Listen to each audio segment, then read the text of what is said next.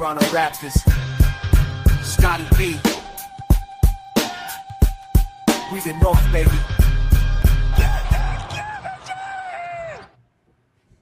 What's up, everybody, and welcome to the Confederacy of Dunks basketball podcast on Raptors Republic. I'm your host, Freddie Rivas, here with co-host and producer Andy Hall, and very special guest from Fan 590 and Sportsnet, JD Bunkis. What's up? How you doing, man?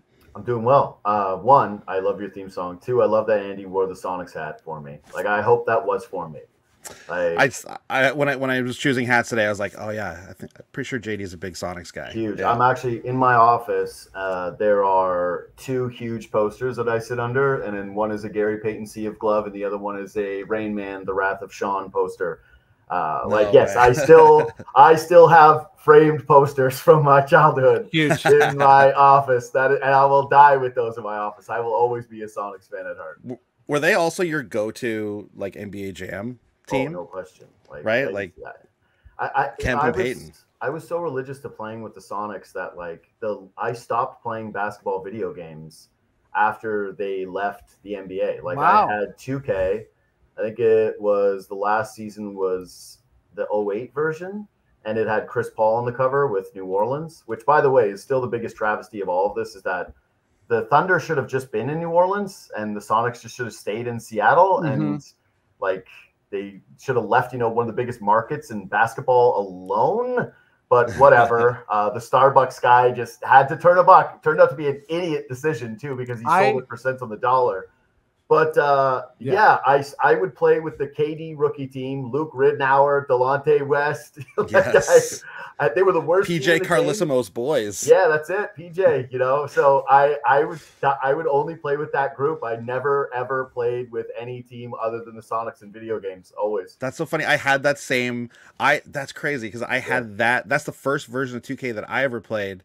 Yeah. Because before that, it was like NBA Live was the only franchise, right? But that was the 2K that I was playing. And for some reason, that's the team I chose to do franchise mode with that year. So I'm like weirdly familiar with that Sonics team as well. Delonte West is a good 3-point shooter. Yeah. He gets so good. He gets so good later. You gotta use Delonte. Is Nick Collison on that team? He is. Yeah. Sure is. Yeah. Nick Collison, Luke Ridnour. It's the team is a little too white. I have to comment on the fact I love the stray shot to the Starbucks guy, because that's it's one of those little sports things where it's like sports are weird, and one of my favorite things about them is these things that kind of get forgotten but they're super consequential. And the Starbucks guy, I remember the whole trajectory of that. He was like, I'll hold on to this and I won't sell it, and Howard Schultz is his name. To the point where I've never said this before because I couldn't say this on my show. I'll do it with you guys. I will never have, his son is in media and he does a good job. His name is Jordan Schultz. He's an insider and he breaks news regularly. I think he did a podcast with CJ McCollum. He's a player in the industry. I have the only one person that I refuse to have on my shows, and it's him. Because I would never be able to get through the interview without being like, hey, so I hate your dad so much. Yeah. Hey, do you know your dad's shit? Dude, First question, I hate your dad. Is that okay? Well, the worst part is, so my dad was a vice principal at the end of his career. And he was the vice principal at our toughest school from where I'm from. So he would suspend kids all the time. I would be at parties and people would come up to me and do that exact same thing where they'd be like, hey, can you swear on this pod? Yeah. Yeah. He'd be like, fuck your dad. I'd be like, okay. So I can't imagine doing the exact same thing to somebody else, but in the professional business world, not at a bush party in the Yukon. So no, I can't do it. I have nothing against him. He didn't do anything. It was his dad's decision. But there's no way I could get through even a 3-minute conversation with him without just being like, I've never hated anyone more than your father. he to me is the Antichrist. He took away the thing from me that I loved the most. Basketball was my first love. The Sonics were my first love. Well, actually, Shaq and Penny kind of, but my first true sports love was the Seattle Supersonics. And I was in a depression for probably like 3 years after they left. Like my life fell apart. Which is so okay. So I think I feel like I've heard you say that on the radio before, and like it's strange to me because you also do not like the Oklahoma City Thunder, right? Like you didn't follow the franchise. No, God, no. You were like it's Seattle is the borders of where I love this team, and that is it. You're like, I'm out after that. Completely. I would say that. No, I love the Raptors more than I hate the Thunder, but it's close. Like, what about those players? Like those players moved. Like you didn't keep like KD was the worst. No, this is the worst part of it all. Is like when Kevin Durant when that lottery ball fell to the Sonics, I thought that they were saved. I thought there was no way that they were going to lose the Kevin Durant team. Mm-hmm. Like that something would fall them. And I went out. I was living in Ottawa at the time, and I ran out in the streets. And was like celebrating it, being like, they're gonna fucking stay, like a lunatic. Nobody knows what's going on. It's the NBA draft. It's Ottawa in the summertime. Nobody gave a shit. And I'm like screaming it. And I was so happy. And obviously I fell in love with Kevin Durant immediately. Like, how could you not? I'm like, I've never dived so deep into a player's collegiate career, like not since I was a kid. And I loved KD. Like I truly adored Durant, and no, I gave up immediately. Like I could never cheer for the guys that stole the team, like Clay Bennett. I can't remember what Aubrey's last name is, but yeah, the other guy, Clendon. But those two guys that basically came and shanghaied Seattle and tried to build an arena in a horrible part of the city, like never had the intentions of keeping them there. Mm-hmm. Were buddy with Stern. Also, like horrible people, like very anti-gay rights. Backers, like these guys were like as bad as it gets. Oilmen from Oklahoma City that were as anti-progressive as possible went to Seattle, the most progressive city in the United States, and stole, well, second to Portland, and stole their basketball team and ripped them and put them in the middle of like a dust bowl. No, I would never go cheer for the Oklahoma City Thunder. In fact, the thing that scared me the most was that they were going to keep the name, and the only thing that Seattle did well was retaining the naming rights to beat the Sonics again, because they almost blew that down the stretch. And I didn't know that. Yeah. Although being the Supersonics, being the Boeing company nowadays is probably not the best. Like they're gonna bring the team a whole other host of problems. Yeah. Yeah, exactly. Yeah. Bring back the Boeing Supersonics. Like, we're taking shortcuts on our planes. We're the Tony Stark warmonger team now. Exactly. So, it's not a perfect. Let's bring that back. Yeah, but I will never. My second favorite team is whoever's playing Oklahoma City, and other than a Raptors championship, I would just not want to see Oklahoma City win, which is the worst because I think Shea is my favorite player in the NBA right now, and of course he's there. Like it's just it's a nightmare. Well, now that I know that, my plans for like getting a Shea jersey are done. But not a Team Canada one. Team Canada, I feel like that's still on the table. That's very much on the table. Yeah, but also, I just never loved the OKC. I never loved the colors. That color of blue for some reason, it's just not right. I don't like the orange. No, thank you. I'm good. Yep, totally agree. A deep sports hatred is like it's hating something so much feels good.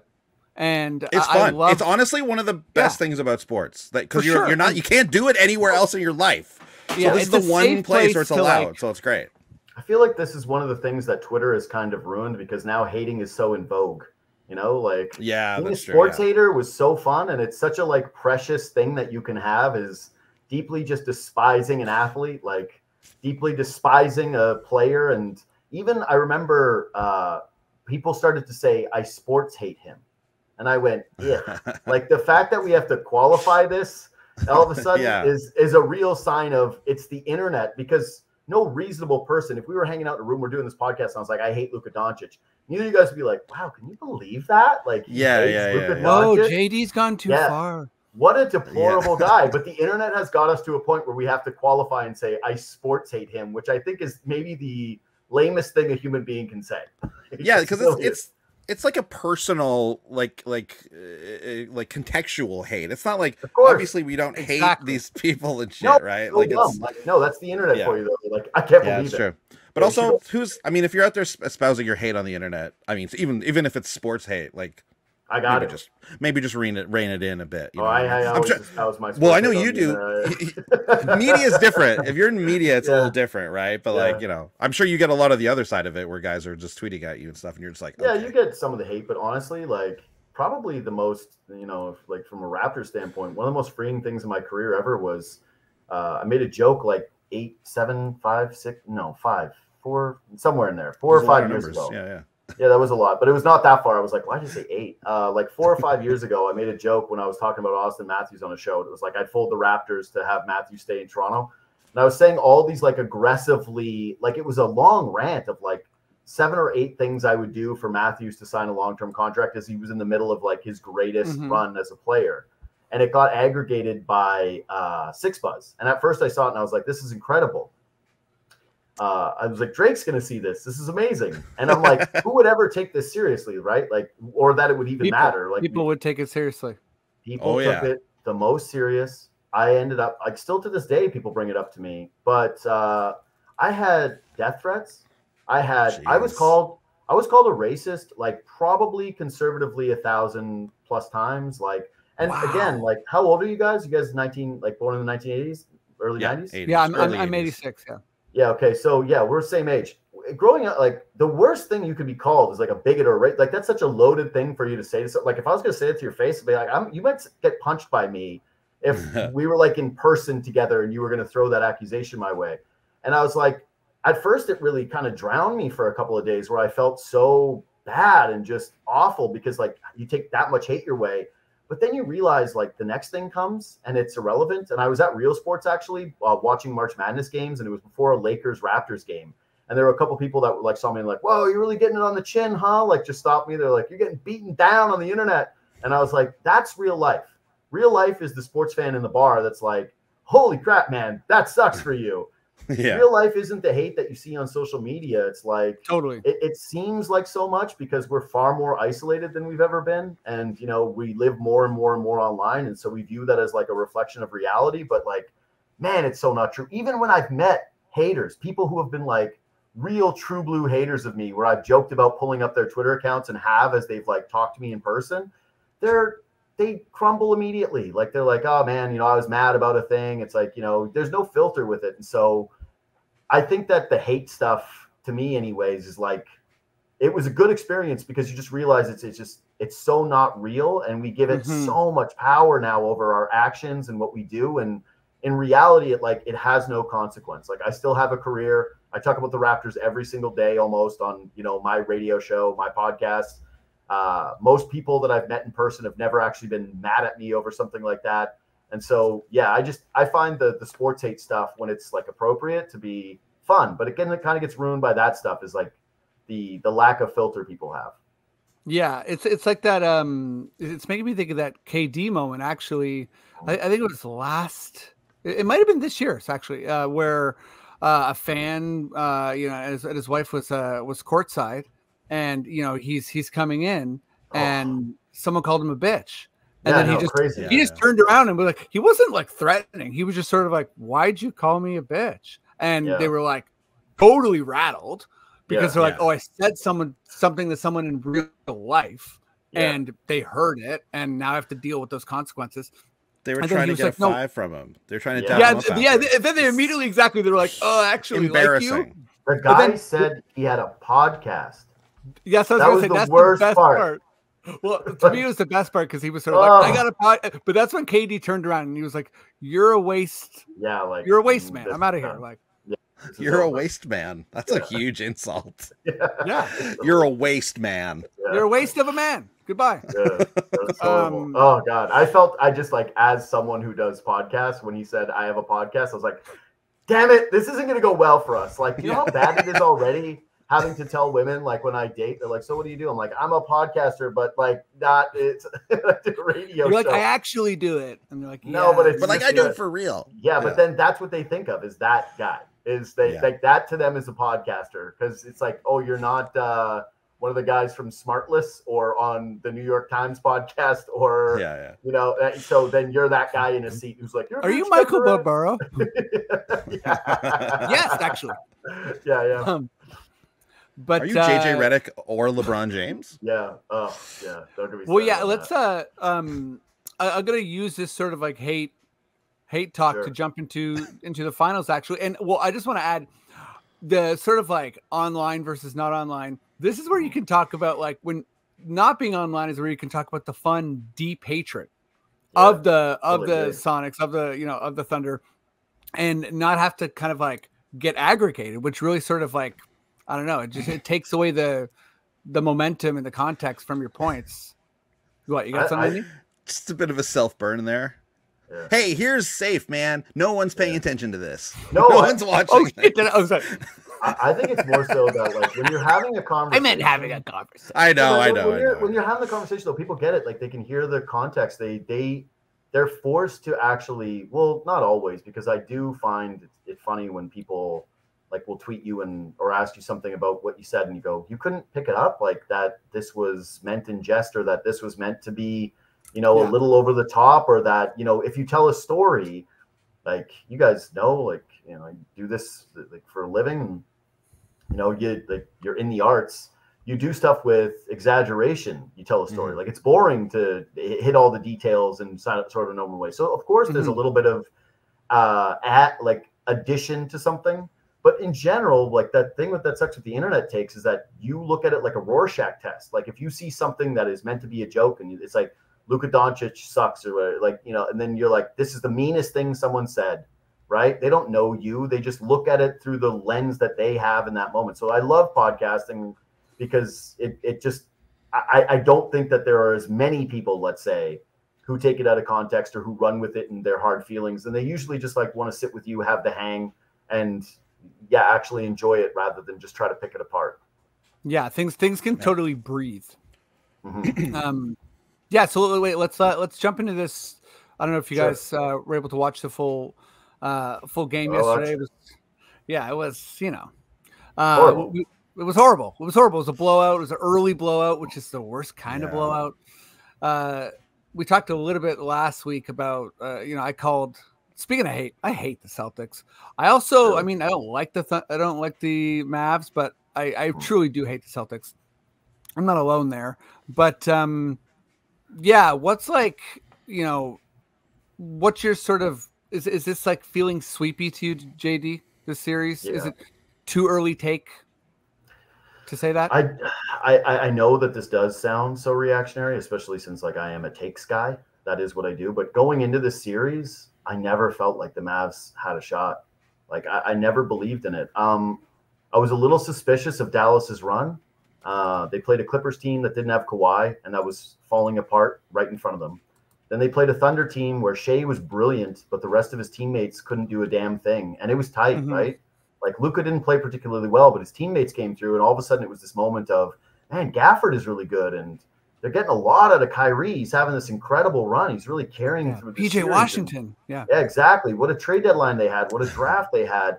And then we get to the Western Conference Finals, and part of the reason why I wasn't like pulling for the Wolves, even though like I love Anthony Edwards as much as the next guy, is that I had the feeling that this was going to happen, that they were going to get exposed against a good team, against a team with some vets, and they weren't going to be able to pull through, whereas we kind of got robbed of the Jokic series. I still feel as though we were robbed of Jokic and the Nuggets versus the Boston Celtics. Like that was the finals we deserved, and we're sitting with this one where it just broke in a certain way. And the Mavs, it was fun. Like Luka was great in the last series. He was brilliant at times with the scoring. He's such a unique and interesting player. But this Mavericks team, like Boston is designed to defend them, right? They're a 5-out team that has, I would say, just as good of a starting two on balance with Jaylen Brown and Jason Tatum as Kyrie Irving and Luka Doncic. And then you go up the depth and you're comparing, like you saw it yesterday with the Kristaps versus Lively thing. Lively's a kid. He's just brand new in the NBA. He's a rim roller. He gets 5 fouls with no points. Kristaps Porzingis coming off of an injury. You go like, that's a lottery pick player who has been the face of a franchise, who's been traded multiple times. He's coming off of an injury, who's like an elite scorer, 7'3" guy in the NBA that can shoot from 5 feet behind the three-point line. Like you don't stand a chance. And all of a sudden Lively looks like a boy. And I look at the series and I don't see ways the Mavericks can win outside of Boston misses all of their threes and they get 80-point contributions from Luka and Kyrie to the point where Boston has to double every single time. And then some of those other Mavericks players knock down their wide open threes. Like the pathway for Dallas to me, just I think we're going to get some more competitive games than what we got yesterday. They got punched them out. They're down 25. There's the Walton energy in the building. The Celtics are well rested. You know, it was a lot, but I really don't think that this thing's going 7, and I do think that the Celtics are going to win decisively. Yeah, me too. I think it's in 5. Sorry. No, well, I think it's 5. I think 5. I don't think it's a sweep, but I feel like you get some kind of Kyrie, Luka brilliance combo with Boston having an off game. Maybe I think it's sort of like a classic first game in Dallas. Maybe you got with Karl Anthony Towns though and Ant, where they had their one game in the last series. Like they had their one game where the two of them went off and they won a game and that was it. Yeah, I will. Okay, I will because this is the popular and probably correct take. Honestly, to be honest, I pretty much agree with you guys, but I'll be the one who pushes back. The Mavs got blown out 2 game ones already this playoffs, right? To the OKC and to the Clippers, and they came back in both those series, and a lot of people counted them out in all. Well, not in the third series, but I think going into that series, the Minnesota series, not a lot of people were like, "Oh, Dallas is going to win this for sure." Everyone was like. I think I definitely did. After watching them beat the Nuggets, how could you not really, right? Yep. So, and watching, the Mavs kind of get by the Clippers and the Thunder, I think that was a very reasonable take.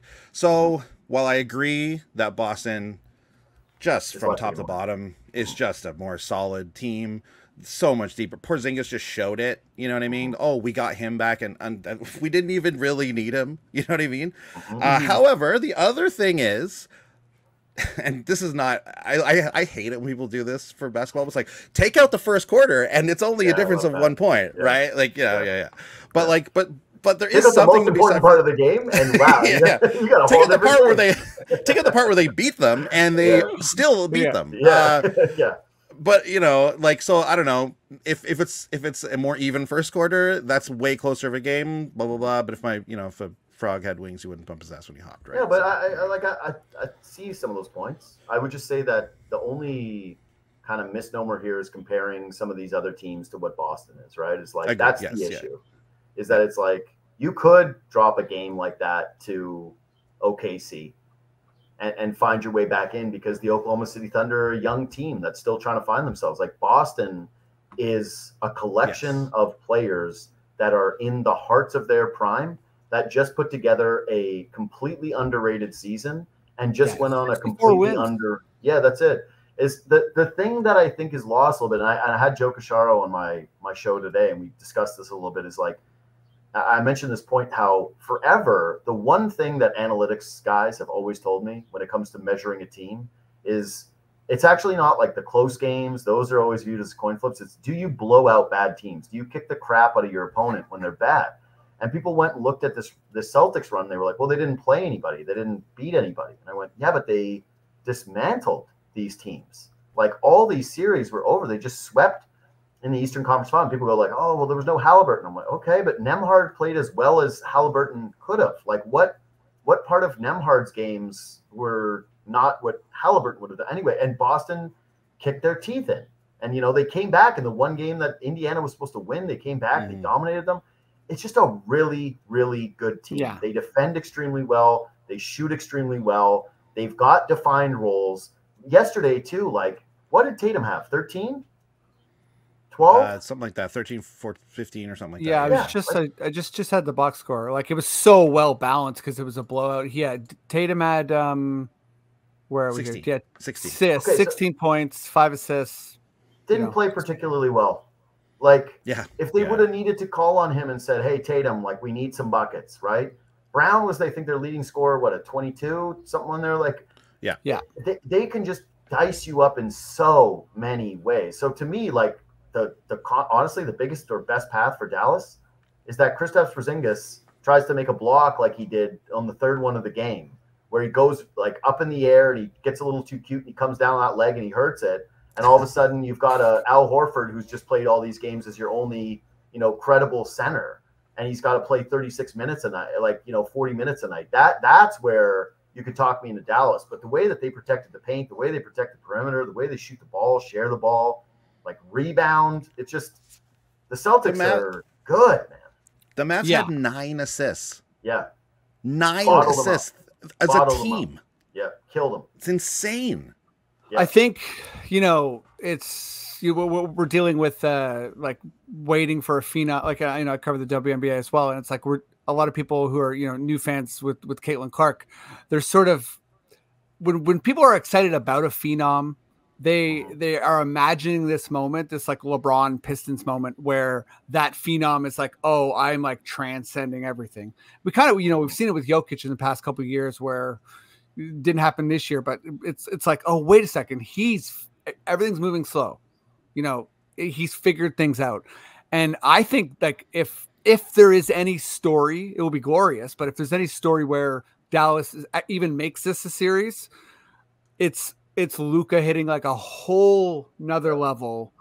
But again, it's a team sport, and Boston, they're stacked. Like there hasn't been like like this series is filled with like potential moments, like a Derek White game, a Drew Holiday game, Sam Hauser goes off. Like it's like Boston has all of these things waiting for them if it gets tight. And to your point, JD, I always hear this sort of like caveat championship narrative, and it kills me because Boston played who they had to play and they smashed them, and they're not the only team that's made it to the finals with the light competition. And this is how like NBA championships are written. Like this is how you can go through championships, and like yes, there are teams who like faced all of the hardest teams and like 2 MVPs squared off or whatever, but so many champions had an injury break their way, or just dealt with what they had to deal with, or were relatively healthy, like the Celtics. And this is kind of how it goes. And Dallas it's a great story for them to be there, but I think back to your older point, it's like Denver trying to repeat against the Celtics was like 2 teams. Like, because like I feel like they could hit a peak that would be, like legendary. Yeah, exactly. No, for sure they were. And like, I think a couple things there. One is I don't hate Boston. I actually kind of like the Celtics. Like in my office, there's a basketball that's signed by the entire 86 Celtics. The Walton team, actually, he wrote the biggest signature that's on the ball. My parents are basketball coaches. They went and met the 86 Celtics during that season. They got to bring their teams down, and it was like a very formative coaching experience for both of them. Meet Casey. Yeah, it was a very cool thing. So we kind of grew up in a house that liked the Celtics. My dad was a big Larry Bird fan. My mom loved Kevin McHale and Danny Ainge. And like, yeah, Casey Jones was someone like, I had like his book Rebound is like basically required reading in my house because my parents loved him so much. That's wicked. So I don't have Celtics hate, but I will say that I didn't really want them to win because who wants to see more success for Boston sports, especially a place like this, right? Where that's where I'm coming from. I'm just petty. Yeah. Like, I don't have a good reason. They've had enough. Betrayed by Boston. I'm just jealous. 100%. Basically. I would say this though. This would be my genuine recommendation to any Raptors fan listening to this. It's like there's this weird thing where Raptors fans hate Celtics fans the most. They view it kind of as a rivalry, and I think it's kind of an embarrassing Don Draper in the elevator thing. Like I don't think about you at all. Like the more we focus on Boston, and every time you talk to a Celtics fan or like a Celtics orbit person, like you guys, what? Like you think you're like the Lakers are our rival? Like you're the Toronto Raptors? Like did you guys watch Winning Time? Like they didn't have it wasn't like, and then the Raptors were up north. They had Butch Carter. It's like no. the third season of Winning Time is like the Raptors come in.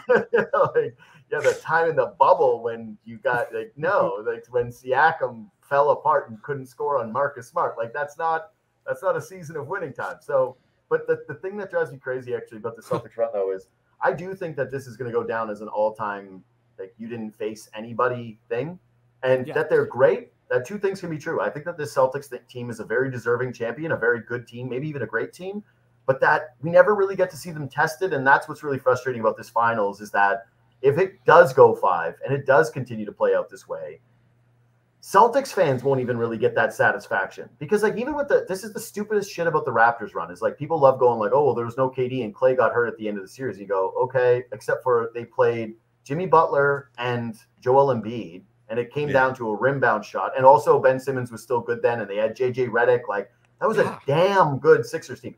They were down 0-2 to Giannis. Down to Giannis, exactly. That's what I mean. And the next year, people went, is Giannis the greatest player since MJ? You know, like, or since LeBron? Is he? So they were down 0-2 to that guy, and the Raptors won. And then they still beat a Warriors team that, without Kevin Durant, won a championship just a couple of years later. And people point to that one as like, well, it's kind of like the Raptors championship where things broke their way. And you're like, what? What the fuck? Like, why this one? So my hope is if the Celtics win, that the Celtics actually become the new, like, well, look at this one instead of the Raptors, because the Raptors one is the worst. Like, it's the easiest one that if the Celtics win, that you as a Raptors fan can point to and be like, you can never, ever discredit the Raptors championship and then say that this Celtics one counts the same. Because, again, like, they genuinely played no credible championship caliber teams, whereas you could argue the Raptors played 3.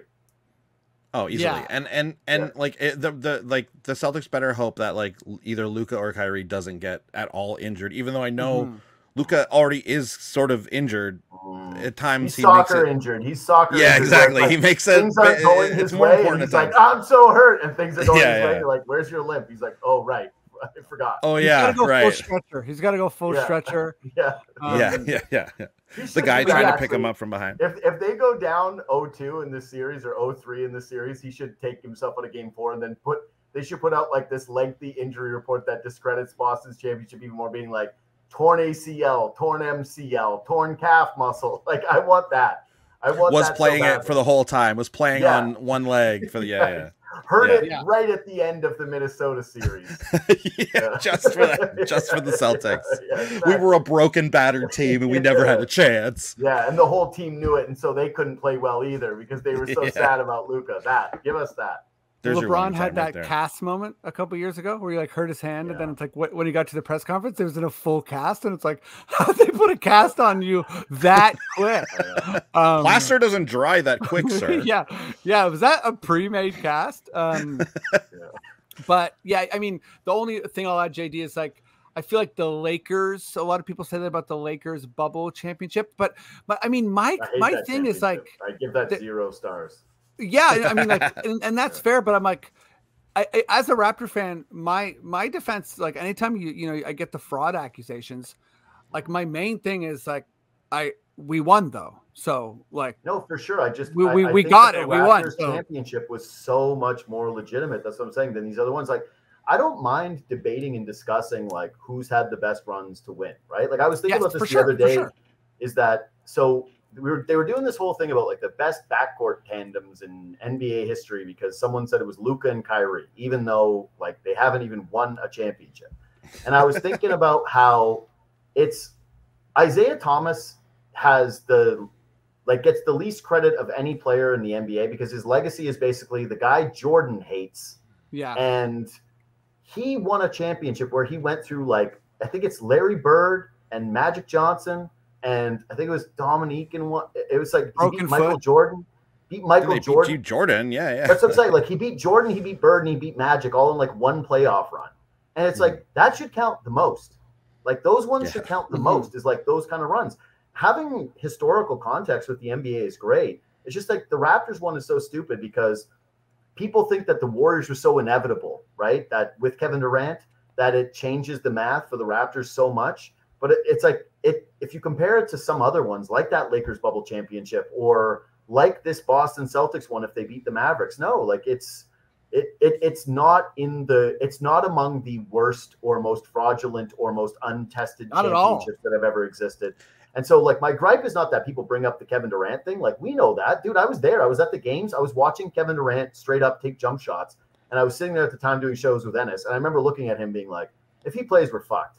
It's over. Like, if he plays, we're so fucked. We have no shot in this series. Like, and they wouldn't have, but it doesn't matter. Like, you build your team on 3 stars anyway. That's the way it happens. But the Raptors championship is so much more credible than some of these other ones. I can't stand it. I've never cheered for an injury in my life, except for when KD got injured, and I cheered, and you're one of those immediately. I immediately felt bad.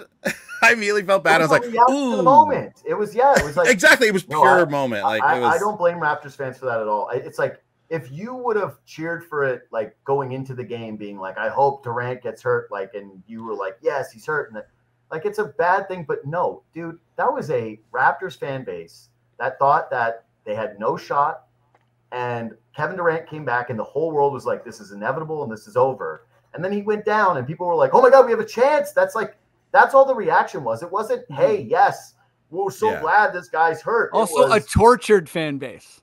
That's it. So no, yeah, it wasn't like there's never been anything chill about Toronto fans. Like we are so poked and so prodded. Just in this conversation, this conversation sort of proves it. Like, we will remember the people giving us the asterisk forever, but the people even giving the asterisk in 5 years are going to be like, wait, what? Sorry, I don't know what you're talking about. Like, they're going to look at the two teams that faced off. They're going to go, oh, the Raptors beat the Warriors, pretty good. You know, we're a very strange market too, because we're the one team that's from a different country in two of the sports, and then we're the epicenter of the media and the entire sport with hockey. And so it's like we paddle between these like weird mindsets, and yet the team that's at the epicenter is the biggest loser joke in all 100%. Of sports now. And so we're just like, we're the most broken, weird fan base with all these teams. We're always at each other's throats. Like it's true. We are the weirdest fan base. That is very true. Okay. I always say it's like Canada, like their interpretation of Toronto is like, we hate Toronto with such a deep passion.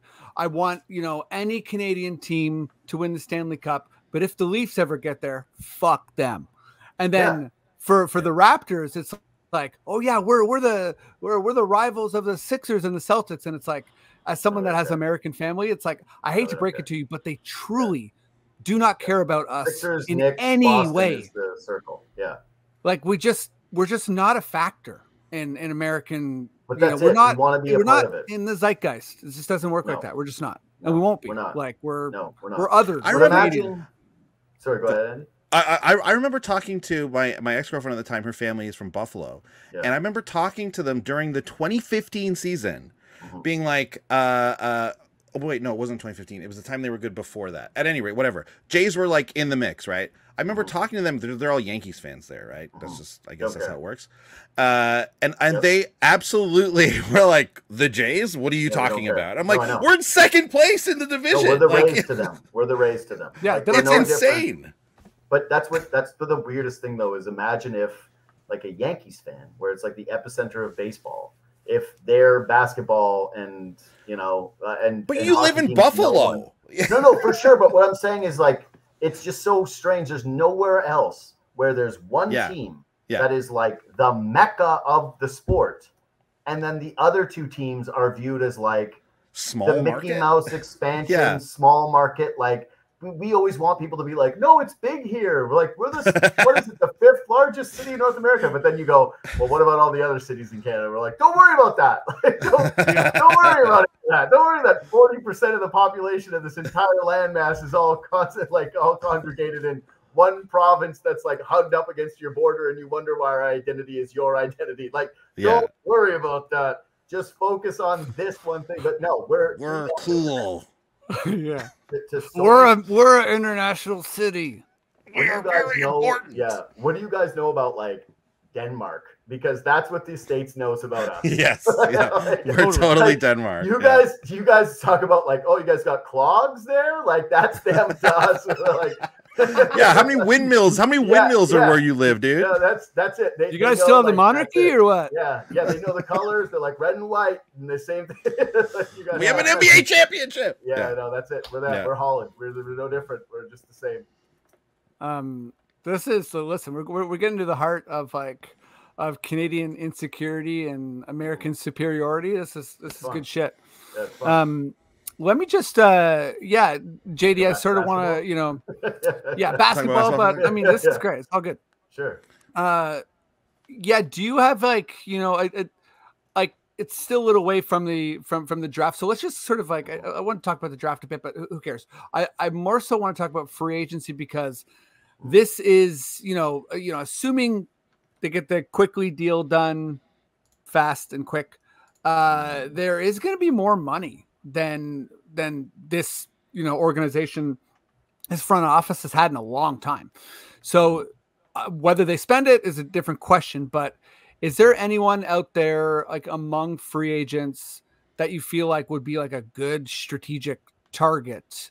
And, obviously there's guys we probably don't, speaking of like being in Canada, don't have a real chance at, right? Who do you feel like, is there a name out there where you're like, this guy would be good with this team at this time and they should spend? So no, is the short answer. I think that like we're that's looking, fair. Well, there's a couple things here. One is any Raptors fan knows that it's not a free agent market. Like the best they've done in terms of big names, quote unquote, has been overpaying Damari Carroll, Hedo Turkoglu, the best free agent signing. Right, like the best free agent signing in the team history is probably like Bismack Biyombo on the 1 year, $1 million Flyer contract that worked out incredibly well for them because he was unreal as a like defensive anchor and a life force for them in the postseason. It's not a destination. Guys don't want to come here. Guys don't want to sign here. And so whenever you look at a list of free agents, right, you see all the names. It's like it doesn't matter that the Raptors scroll down.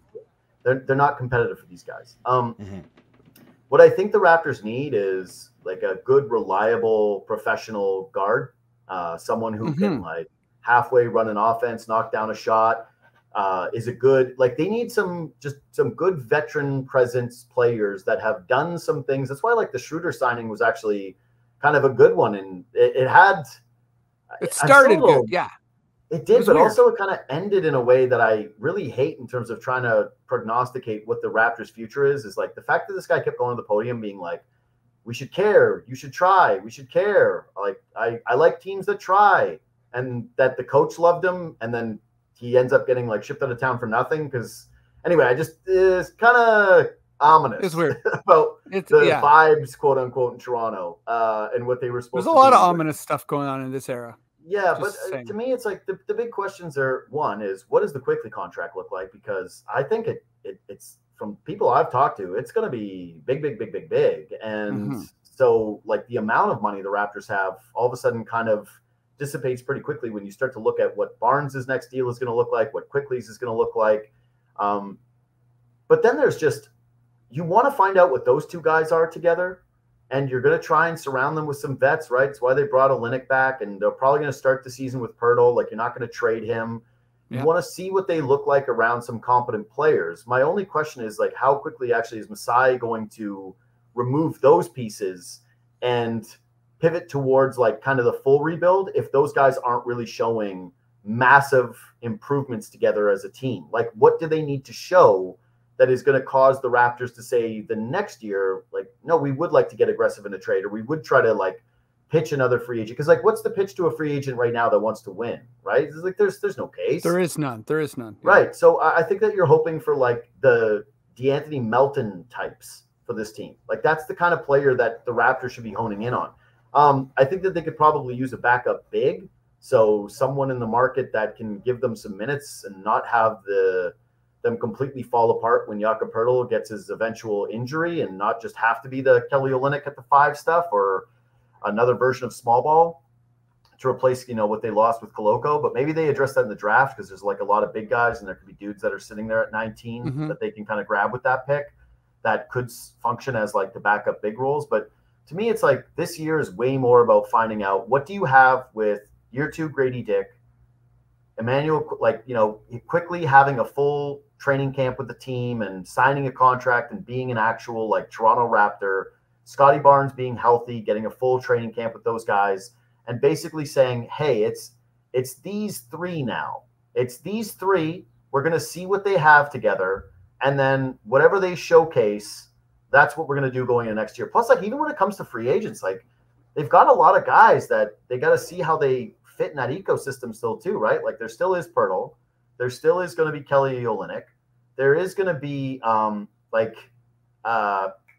decision on whether or not to bring back a Gary Trent to keep like some level of shooting. Like, they lose him, they're going to have to bring somebody else in. But I think that there's actually kind of a growing case that they end up, bringing him back and giving him some minutes.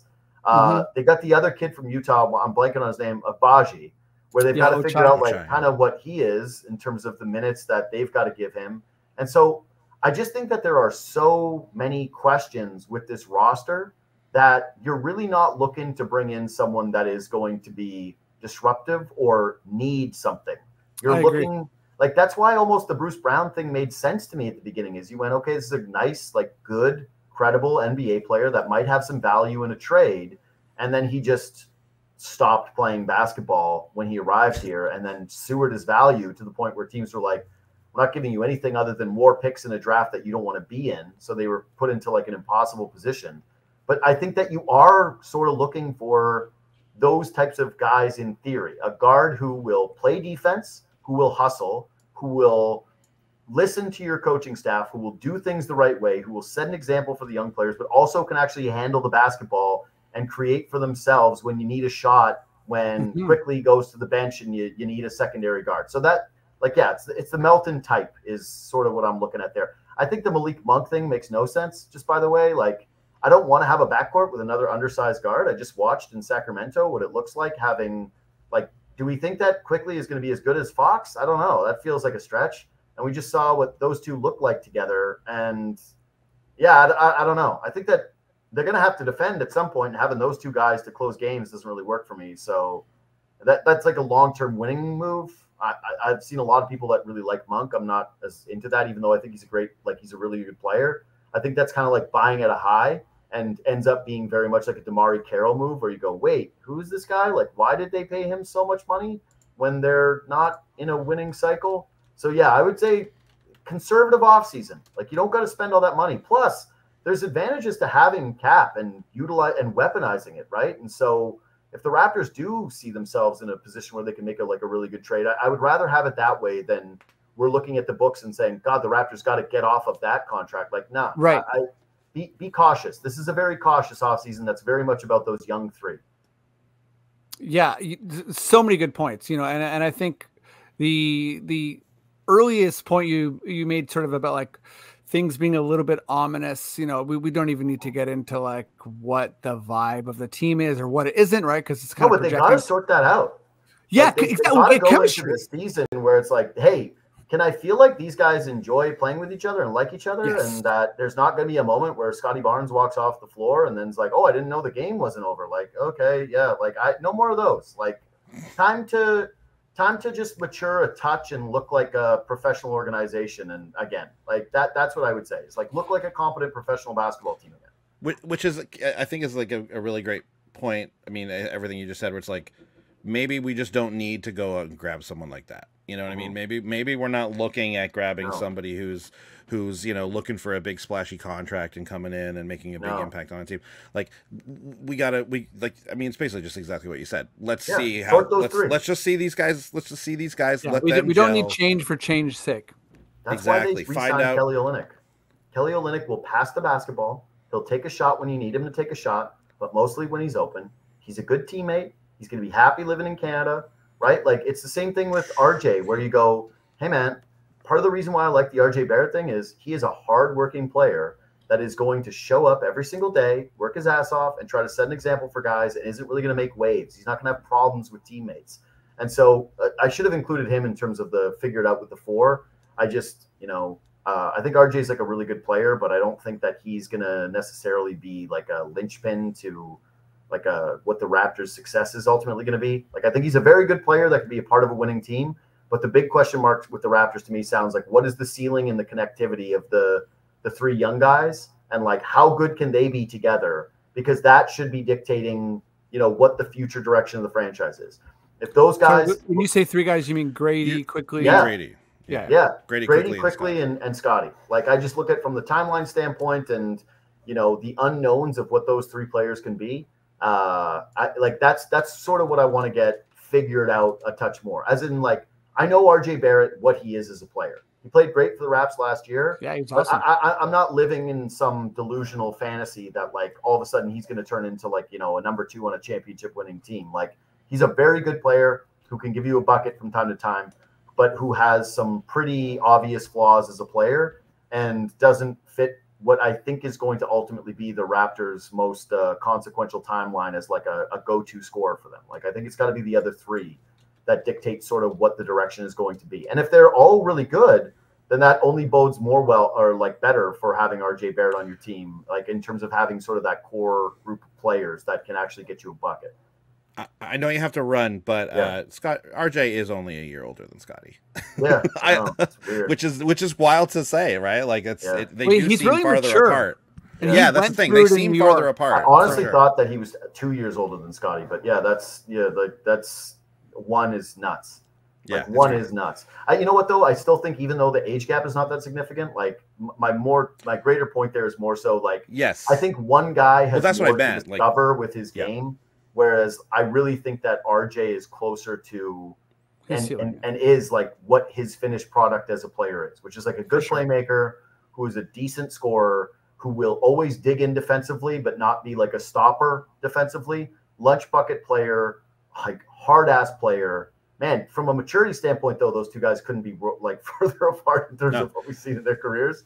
But like that's the reason why I thought there was at least two. But no, that makes sense. Yeah, I want to see what Scotty is ultimately as a lead dog with somebody who is clearly defined as sort of his number two and quickly, and how those two guys play together for a whole season, hopefully healthy. Yeah, and also like I think the big bet of the OG trade is that quickly will pop. And he's like that guy that's like sort of like, I mean, obviously he's not these guys, but like, is he a Maxey? Is he a Brunson? Is he this, is he a Halliburton?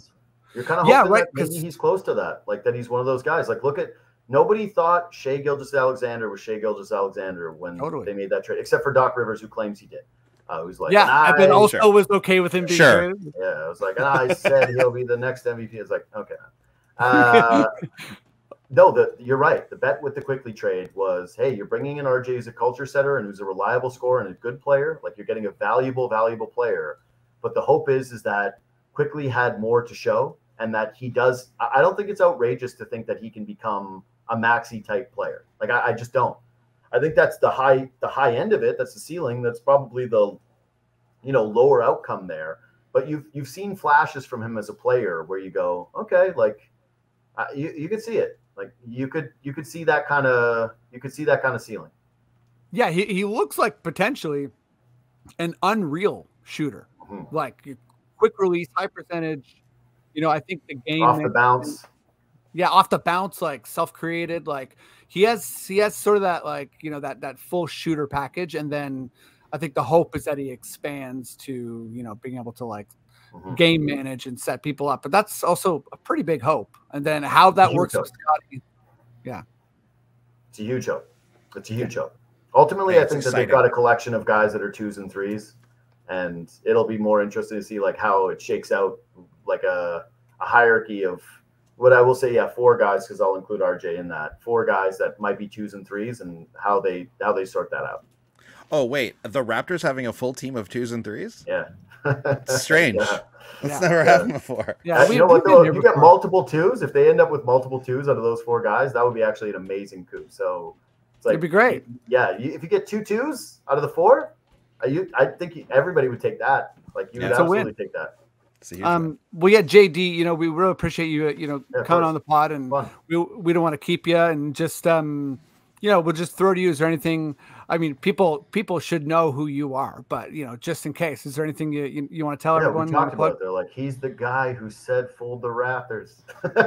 Okay, yeah. So please remember the aggregator thing for JD. Well, if you didn't know he said that, like I didn't know he said that. Now you all know for sure. Yeah, now you know. I did. I was never one of those people. I was like, that seems.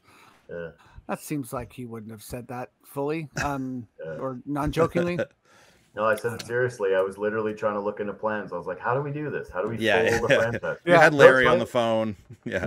It's funny though, because like I use that term for so many things, like just in terms of like I think it was a Monday Night Football game. It was Bears and it's the famous Dennis Allen and we let him off the hook game. Do you remember that? No, you guys are football fans? We're not football fans. Yeah. Is that whole? You've never seen the clip where it's like Dennis? He's like, you've seen the clip. They are who we thought they were, and we let them off the goddamn hook. Yes. That game, they blew this massive lead, but it culminates with this moment where Tony Kornheiser, who was doing the game, is like, if they kick to Devin Hester here and he runs it back in, they should board up the stadium and fold the franchise. And of course, they kick it to him and he runs it back. And I think, like, in my vernacular with my friends, like, fold the franchise, I probably said fold the franchise about the Raptors so many more times than anybody's ever been mad about. It's like, I use that regularly, so you should be mad at me about that regularly. Like, they have a bad loss, and I'm like, fold the franchise. They did the Siakam trade, and I was like, fold the franchise. That's a horrible trade. Fold the current the current Blue Jays and the current Toronto Maple Leafs. You know what I mean? Like, fold them all. Yeah. Really. So if anything, that's the clip, is that I stand on folding all the franchises. I love it. Freeing up my life. Hey guys, this was really fun. Thanks so much for having me. Thanks for doing it, man. We really appreciate it. Yeah, of course. Of course. Let's do it again sometime down the line. Yep, oh yeah. We'll do. Hey, that's it, right? See you guys later. Thanks everyone. You know, follow, subscribe, help out all the writers at Raptors Republic, and thanks for tuning in. Great site.